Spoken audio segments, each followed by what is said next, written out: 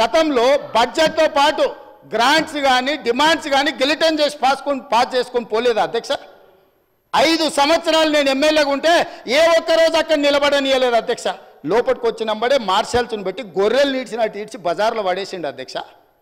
మా సోదరుడు కోమటిరెడ్డి వెంకటరెడ్డి గారిని, మా మిత్రుడు సంపత్ కుమార్ గారిని శాసనసభ సభ్యత్వాలు రద్దు చేసి అన్యాయంగా చేయని శిక్షకు వాళ్ళను ఉరేసిండ్రు అధ్యక్ష. మేము అట్లా ప్రవర్తించినామా అధ్యక్ష?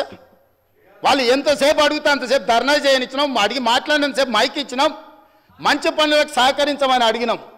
కాబట్టి ఇప్పటికైనా అధ్యక్ష పెద్ద మనసు చేసుకొని అక్కలు ఇక్కడ ఉన్నారు, ఇవాళ నిరుద్యోగ యువకులు మీ తమ్ముళ్ళు మీ పిల్లలు.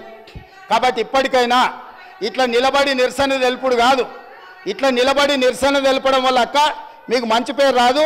చెడ్డోని 10 ఇచ్చి వదిలించుకోవాలి, మంచోని 10 ఇచ్చి సావాసం చేయాలంటారు. అట్లాంటి వాళ్ళ సావాసం పనికిరాదు అక్క. నేను ఇప్పటికి కూడా చెప్తున్నా, మీరు బయట వాళ్ళు కాదు, మీరు మా అక్కలు, మా కుటుంబ సభ్యులు, మీ మంచి కోసం చెప్తున్నా. అక్కల క్షేమం కోరుకునే తమ్ముడుగా నేను చెప్తున్నా. నేను సమాజాన్ని చాలా చూసిన, చాలా కింది నుంచి వచ్చిన, గ్రామీణ ప్రాంతం నుంచి వచ్చిన, ఉమ్మడి కుటుంబం నుంచి వచ్చిన, నాకు అక్క చెల్లెళ్ళు అక్కలను అవమానించేంత నీచమైన జాతి నాది కాదు అధ్యక్ష. చెల్లెలు జైళ్ళు ఉంటే రాజకీయాల కోసం బజార్లలో తిరగటోని కాదు అధ్యక్ష నేను. అందుకే అక్కలతో పాటు వాళ్ళకు కూడా నేను విజ్ఞప్తి చేస్తున్నా, రైతు రుణమాఫీని అభినందించండి, మాదిగల వర్గీకరణకు సహకరించండి, ఆర్డినెన్స్ తీసుకొస్తాం అవసరమైతే, లేకపోతే ప్రత్యేక శాసనసభ సమావేశాలు పెట్టి సుప్రీంకోర్టు ఇచ్చిన జడ్జిమెంటును ఇప్పుడు ఇచ్చిన నోటిఫికేషన్లలో కూడా మా మాదిగ బిడ్డలకు వర్గీకరణ ప్రకారం వాళ్ళకు రిజర్వేషన్లు అమలు చేయడానికి అవసరమైతే తమరి అనుమతి తీసుకొని మా మంత్రుల సహకారం తీసుకొని ప్రత్యేక సమావేశాలు పెట్టి మాదిగ సోదరులను ఆదుకుంటాం అధ్యక్ష. దేవతలు యజ్ఞాలు చేస్తుంటే రాక్షసులు భంగం కలగనికి వచ్చిర్రట. ఇవాళ సుప్రీంకోర్టు మేము మంచి అడ్వకేట్లను పెట్టి వాదించిపిచ్చి మేము ఇవాళ జడ్జిమెంట్ తీసుకొచ్చాం. దామోదర రాజనరసింహ గారు ఇక్కడనే ఉన్నారు, వారిని పిలిచి అడ్వకేట్ జనరల్ని పిలిచి 4 గంటలు నేను సమీక్షించి ఇది నిర్లక్ష్యం చేయడానికి వీల్లేదు, కోర్టుల ఏది ఏమైనా కేసు పూర్తి కావాల్సిందని నేను చెప్పిన అధ్యక్ష. మా ఎమ్మెల్యేలు అందరినీ పిలుచుకొని మాట్లాడినా, మా నాయకులను పిలిచి మాట్లాడినా, మిగతా సహచర మంత్రివర్గ సభ్యులకు చెప్పిన మనకు బాధ్యత వచ్చింది. మనం ఇవాళ అధికారంలో ఉన్నాం, ప్రజాప్రభుత్వం ఏర్పడ్డదంటే ఆ బిడ్డలు మన పక్కన బలంగా నిలబడ్డారు, వాళ్ళని కాపాడే బాధ్యత మన మీద ఉందని చెప్పి ఉద్దండులైన న్యాయవాదులను పెట్టి కేసు వాదించి కేసును తుది తీర్పు కాన్స్టిట్యూషనల్ బెంచ్ నుంచి తీసుకొచ్చినాం అధ్యక్ష. ఇంత సంతోషకరమైన వార్త వాళ్ళకు వచ్చినప్పుడు ఆ పిల్లల్లో మనం కలిసిపోయి వాళ్ళ ఆనందంలో భాగస్వామ్యం తీసుకోవాలి అధ్యక్ష, పంచుకోవాలి వాళ్ళలో భాగం. ఎందుకంటే ఈ అధికారం వాళ్ళు ఇచ్చింది అధ్యక్ష.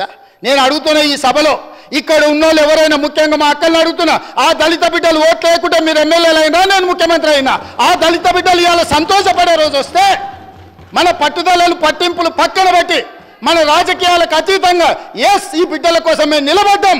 మా ఆత్మ గౌరవాన్ని ఒకవేళ అవమానించడానికి మేము భావించినా మా ఆత్మ గౌరవాన్ని కూడా మాదిగ బిడ్డల కోసం మేము ముందుకొచ్చి రాజకీయాలకు అతీతంగా మీకు అండగా నిలబడుతున్నామని మా అక్కలు మాట్లాడుంటే వారు విఘ్నత ప్రదర్శించే వాళ్ళు, మాదిగ బిడ్డలకు కూడా అక్కలై ఉండేవాళ్ళు, ఆ పెద్దక్కల్ని వాళ్ళు గౌరవించి ఉండేవాళ్ళు అధ్యక్ష.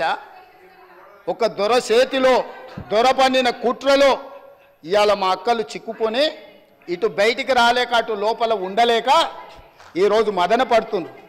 మీరైనా దారి చూపించండి అధ్యక్ష. మా అక్కలకు 6,198,00,000 విడుదల మా ఆర్థిక మంత్రి గారు ఉప ముఖ్యమంత్రి గారు చేస్తే ఆ చర్చ ఎక్కడ జరగొద్దు, రైతులకు చేరొద్దని ఒక దుర్మార్గమైన ఆలోచన రాజకీయ పాచికతోని సభను స్తంభింపజేసి ఆడబిడ్డలను అడ్డం పెట్టుకొని అక్కల్ని అడ్డం పెట్టుకొని రాజకీయం చేస్తారు అధ్యక్ష. ఇదా అధ్యక్ష?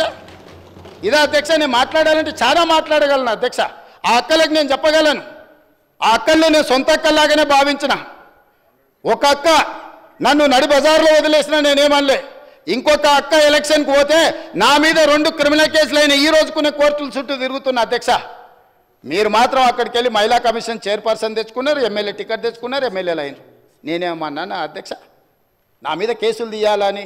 అరే తమ్ముడు నా ఎలక్షన్కి వచ్చిండు, ఆయన మీద ఎందుకు కోపం, కేసులు తీయండి అని ఎప్పుడని చెప్పిండ్రా అధ్యక్ష? అయినా నేను అక్కల్ని అడగలేదు కదా అధ్యక్ష, ఏమనలే కదా. అక్కలుగానే భావించిన, సొంత అక్కలే అని నేను భావిస్తున్నా అని చెప్పిన అధ్యక్ష. నా కుటుంబ సభ్యురాలు సీతక్క అని చెప్పిన. ఎంత అవమానం.